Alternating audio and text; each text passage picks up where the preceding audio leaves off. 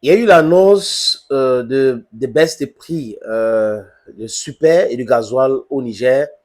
Je crois que c'était le soir du 17-18.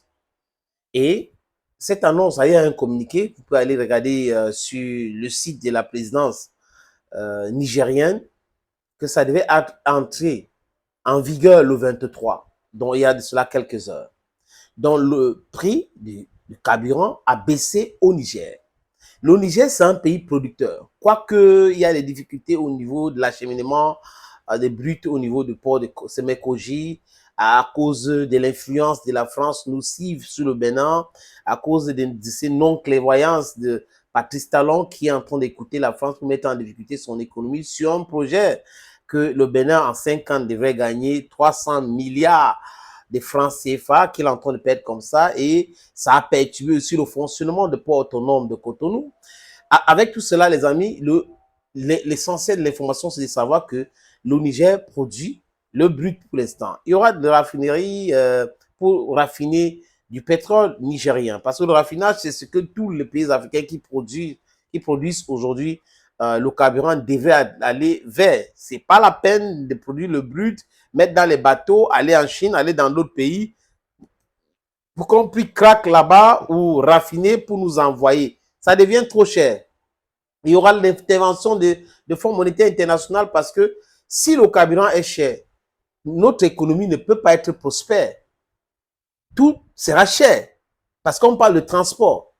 Pour ceux qui ont fait un minimum of economy, on a des facteurs qui aident à la création d'une industrie quelque part. Il y a beaucoup de facteurs que tout le monde connaît. Il y a aussi l'énergie électrique. Oui, c'est les infrastructures routières. On a la proximité à la matière première. Tout cela, on connaît très bien, les amis. Mais on ne peut pas parler du transport sans parler du carburant. Si le transport est cher, ça aura de la répercussion sur d'autres produits, surtout les produits de première nécessité. Donc, ça sera embêtant pour les populations des gens de vivre dignement. Pour acheter une baguette de pain, il faut acheter un gobelet de riz. Je ne sais pas si c'est avec un verre ou autre, ça dépend de comment on mesure. Ça sera trop cher. Parce que si, par exemple, un camion devrait consommer le carburant plein de 2 millions, je dis n'importe quoi, les amis, pour transporter des marchandises de 100 millions. Le camion donc sera obligé de consommer, quand c'est plus cher, plus, donc peut-être 2 millions, 5, 3 millions. Et cet argent va entrer dans le business là. Donc ils vont transporter un truc moins cher, trop cher, et le gars qui vend là va vendre pour perdre. C'est pas possible. Donc, prices will skyrocket and things will be very, very expensive.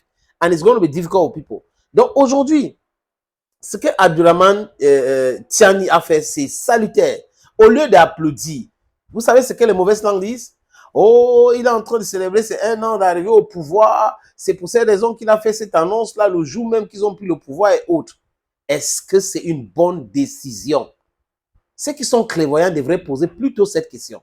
Est-ce que c'est une bonne décision? Parce que l'idée d'enlever Bazoum au pouvoir, c'était une très bonne idée.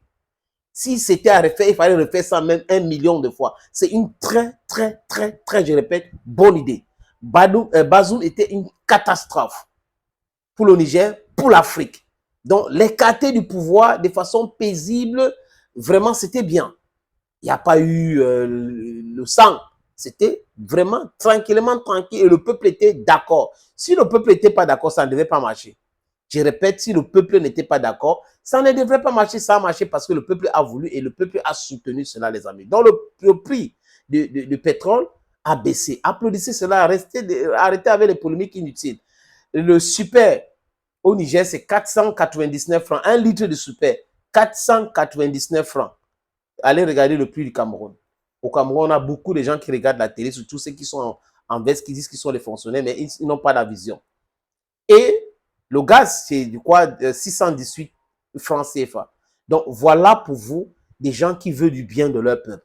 Ils font tout pour que tout va bien dans leur pays. Mais au lieu de voir qu'ils sont en train de vouloir enlever la pression sur le peuple en baissant le prix du carburant, ils veulent que l'économie soit compétitive. Et ça sera compétitif si tout le monde est content, les gens peuvent importer, les prix sont bas, le transport n'est pas trop cher. Ça aide l'économie de tourner. Donc, arrêtez cela, applaudissez plutôt pour Abdourahmane Tchani. Bye bye.